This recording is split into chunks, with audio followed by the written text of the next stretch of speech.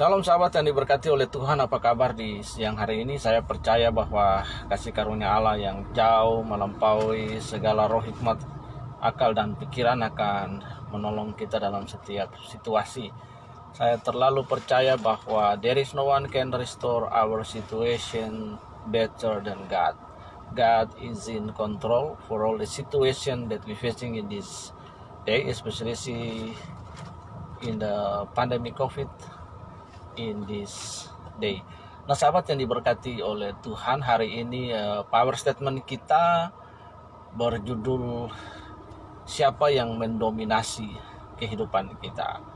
Bapak Ibu yang dirahmati oleh Tuhan Yesus, di dalam hidup ini penting sekali siapa yang mendominasi kehidupan kita. Ayat Alkitab berkata bahwa di mana hatimu berada, di situ hartamu berada. Ini berbicara tentang siapa yang mendominasi hidup kita. Ada dua pribadi tentu dalam kekristenan yang akan mendominasi kehidupan kita. Yang pertama, apakah Yesus Kristus, apakah Roh Kudus yang akan mendominasi kehidupan kita sehingga kita dalam menjalani kehidupan terus bergerak to do the willingness of God, untuk melakukan kehendak Allah, atau sebaliknya opposite-nya, apakah hal lain di luar Kristus yang mendominasi kehidupan kita. Bapak Ibu, kata di mana hartamu berada, di situ hatimu berada, kata berada berbicara tentang posisi, berbicara siapa yang mendominasi kehidupan kita. Jikalau Kristus mendominasi kehidupan kita, maka warna itu akan terlihat dari dalam kehidupan kita, di dalam our daily life, bagaimana kita menjalani kehidupan kita, apakah ada value, nilai Kristus itu ada dalam setiap pilihan-pilihan keputusan yang kita buat. Karena ketika Kristus mendominasi kita, maka itu akan mewarnai semua pilihan, cara hidup, habit, karakter, sifat, dan kelakuan kita. Karena itu dalam Roma 8 ayat 14 berkata, barang siapa dipimpin oleh Roh Allah, dia adalah anak Allah. Kata dipimpin juga adalah satu kata yang ada kaitan konteksnya dengan mendominasi hidup. Siapa yang mendominasi hidup kita, maka dia yang akan berkuasa, dia yang akan mengatur kita, dia yang akan memimpin hidup kita. Kalau Yesus yang mendominasi hidup kita, maka itu sesuatu yang luar biasa. Tetapi opposite daripada Kristus yang akan mendominasi hidup kita, maka hidup ini akan menjadi rusak, hancur, dan binasa. Karena itu perhatikan baik hari-hari ini, apa yang kita dengar, apa yang kita pelajari, apa yang kita lihat, itu akan mewarnai, akan mendominasi pola pikir kita, akan mendominasi setiap keputusan, pengambilan keputusan dalam hidup ini. Karena itu biarkanlah Roh Kudus menuntun, mengadvokasi kita, sehingga pilihan-pilihan yang kita kerjakan, pilihan-pilihan yang kita lakukan, itu sesuai dengan kehendak Allah.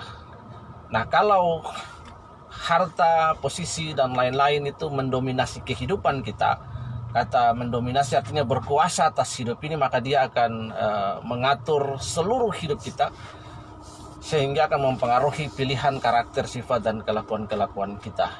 Dalam sebuah perjumpaan dalam Matius pasal yang keempat, di mana iblis mencobai Tuhan Yesus, di situ dikatakan bahwa sembahlah aku, maka seluruh harta akan aku berikan, seluruh isi dunia akan aku berikan. Iblis menawarkan sebuah jalan yang kelihatannya baik, tapi jalan itu dengan harta dia ingin mendominasi seluruh kehidupan. Nah, karena itu Bapak Ibu perhatikan baik-baik. Seringkali manusia hidupnya, pikiran, hatinya didominasi oleh hal-hal yang fana dalam kehidupan ini, hal-hal yang fana. Tuhan berkata bahwa carilah harta yang kekal, yang tidak dimakan oleh ngengat dan karat, harta yang di surga, bukan harta yang di bumi. Karena itu Bapak Ibu perhatikan dengan baik, all the material things in the world itu bisa rusak, bisa binasa, dan tidak fana. Tetapi hal yang tidak fana itu adalah berbicara tentang mencari harta di surga. Karena itu salah satu keputusan yang terbaik dalam hidup ini adalah kesuksesan yang paling terbaik, kesuksesan bagi seorang Kristen adalah submit to the willingness of God. Tidak ada kesuksesan yang lain. Bapak Ibu perhatikan, dalam semua perilaku yang diperlihatkan, diperagakan oleh Kristus Yesus, cuman satu kalimat yang sungguh luar biasa, yaitu melakukan kehendak Bapa. Yang Yesus lakukan adalah melakukan kehendak Bapa. Do the willingness, apa yang menjadi kehendak dari Bapa, apa yang menjadi kehendak dari Allah Bapa. Itu yang Kristus lakukan. Karena itu mari kita perhatikan dengan baik, siapa yang mendominasi hidup kita. Apakah hal-hal yang negatif, hal-hal yang buruk, atau hal-hal yang lain yang mendominasi kita. Apa yang mendominasi kita, itulah yang akan mempengaruhi pola pikir kita, pilihan kita, tindakan kita, hal-hal yang di sekeliling kita. Karena itu mari perhatikan hal ini dengan baik. Biarkanlah firman Tuhan itu mendominasi hidup kita, mendominasi hari-hari kita, mendominasi pilihan kita, mendominasi hal-hal yang ada di sekeliling kita. Bapak Ibu perhatikan dengan baik. Seringkali ada banyak jalan yang disangka orang lurus tapi ujungnya menuju maut. Karena itu let the Holy Spirit lead us. Let the domination of the Holy Spirit on us. Karena itu biarkanlah dominasi daripada Roh Kudus itu menguasai seluruh hidup kita, sehingga kita berjalan mengikuti apa yang Roh Kudus mau. Bapak Ibu perhatikan dengan baik, Roh Kudus tidak pernah menguasai seseorang itu sampai orang itu lupa diri. Salah satu pekerjaan yang dilakukan oleh Roh Kudus adalah stand beside us. Karena itu peran dan fungsi daripada pribadi ketiga dari Allah ini adalah parakletos. Para artinya di samping, parakletos, oknum atau pribadi yang stand beside us untuk mengadvokasi kita. Itulah sebabnya sejalan dengan Injil Yohanes pasal yang ke-16 ayat yang ke-8, jika Roh Kudus datang, ia akan menginsafi kita. Yang pertama akan dosa, supaya kita tahu kita orang berdosa. All of us adalah orang berdosa, but by the grace of God kita ditebus oleh Tuhan. Yang kedua, membawa kita, menginsafi kita akan dosa, supaya kita tahu kita orang berdosa, Roma 3:23. Lalu menginsafi kita akan kebenaran. Siapa itu kebenaran? Yesus berkata dalam Yohanes 14 ayat yang ke-6 bahwa aku adalah jalan, kebenaran, dan kehidupan.